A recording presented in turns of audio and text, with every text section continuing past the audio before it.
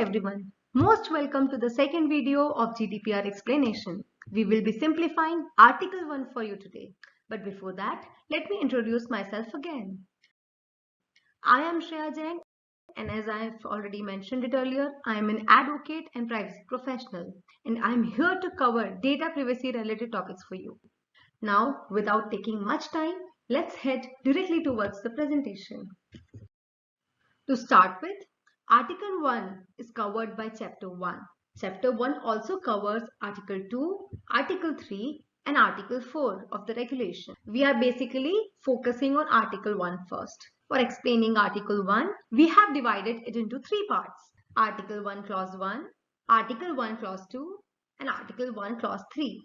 As we have promised earlier, we are here to explain you 99 articles of GDPR in separate videos, and today's focus is on Article 1 of GDPR. Basically, Article 1 covers subject matter and objectives of the regulation. Being an advocate myself, I know the importance of objective of any law very well.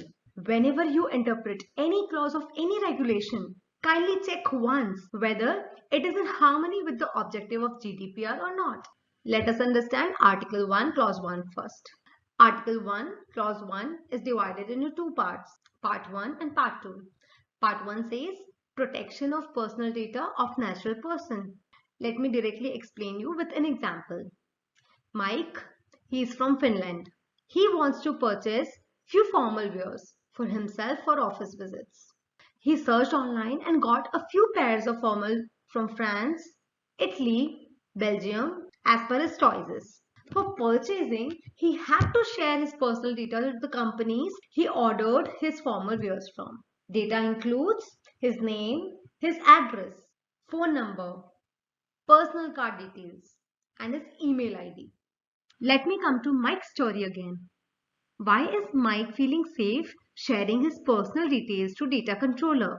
This is because GDPR exists. He is aware that his data shall be used only for the purposes he consented to and not otherwise. All these data are personal information of Mike, which he himself is providing to data controller. Let us understand in detail how are the details provided by Mike are used for the specific purposes by the company. Let's start with name. Name is used to recognize the person who ordered the product. Then address. Address is used for sending the product at the right location, basically transportation purposes. Third one is phone number. It is used by the delivery person to call and ask for the exact location or any other assistance required to him.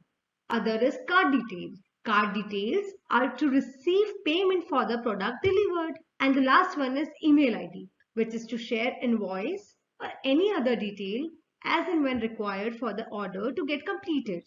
So finally, we are done with part 1. Next is part 2, which includes free movement of personal data. Answer me one question. Are you a non-citizen of EU? Even if the answer is yes, you are safe if you reside in EU. To explain further, let me continue explaining with a similar example of Mike. We are aware that Mike has shopped from multiple European countries, and he could only do it because GDPR applies to entire EU member states. It ensures free movement of personal data across EU, and that is why Mike felt safe shopping from multiple European countries.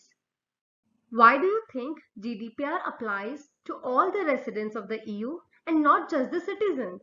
Because they did not want to leave any loose thread behind for data protection issues. They did not want to take any kind of risk in that. When you observe minutely, you will realize there is a very major conflict between Part 1 and Part 2 of Article 1. What is that conflict? Part 1 talks about protection of personal data of natural person, and Part 2 talks about free movement of personal data. When you want to have free movement of personal data, there is a possibility that your data, your personal data, going to get compromised. Well, do not worry about that. If such situation arises, it would be completely dependent on situation to situation basis. We have completed Article 1, Clause 1. Let's move to Article 1, Clause 2. In this particular clause, major focus is on protection of fundamental rights and freedoms of natural person. When we talk about the regulation, we can say that regulation has not mentioned a lot about fundamental rights and freedoms. However, recitals supporting articles in the GDPR, they have mentioned about the charter, which inculcates fundamental rights in detail. I have a list of few fundamental rights which may include the respect for private and family life, home and communication, protection of personal data. Please mark here, protection of personal data is a fundamental right. All these rights are fundamental rights, and it depicts what a natural person should have as a necessity for the existence and overall development of individuals. Let me help you understand with example of Mike again. What if any of the companies from where Mike has ordered his formal wears exploited Mike and shared his card details with other company without any consent from Mike? Here, if right to effective remedy was not available, Mike would not have any option to complain against such action. However, due to the existence of fundamental rights and freedoms, now Mike can seek redressal of his grievances by approaching the right authority. This is the importance of fundamental rights. I hope now you're very well versed with Clause 1 and Clause 2 of Article 1. Let's move to Clause 3, which is the last clause here. It talks about free movement of personal data shall not be restricted nor prohibited. Here, shall word has been used. Do you know why? Because if free movement of data is not permitted, internal market of the EU countries would collapse. Or say, if we take a wider view, it's just not restricted to EU countries. It talks about cross-border transfer of data as well. If you have noticed, clause 3 has clearly mentioned, let me read it again for you. Free movement shall not be prohibited or restricted for reasons of protection of national person. Mike is wondering if it was explained earlier that the protection of personal data of natural person is important, then why is so much importance given to free movement of personal data? Well, it is important for two reasons. One is economic activities to be continued in the Union, and other one is smooth functioning of European Union's market. But please don't get confused.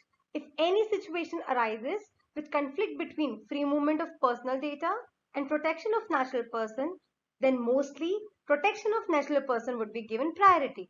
So everyone, beware of the websites who treat your data like a trash and opt for the ones who respect your privacy, like Mike did. So this was Article 1 for you guys. We will be coming soon with the presentations of other articles too in our next series of videos.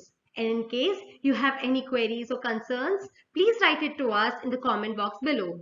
If you like the video, please subscribe to our YouTube channel and follow our LinkedIn page, Ministry of Security.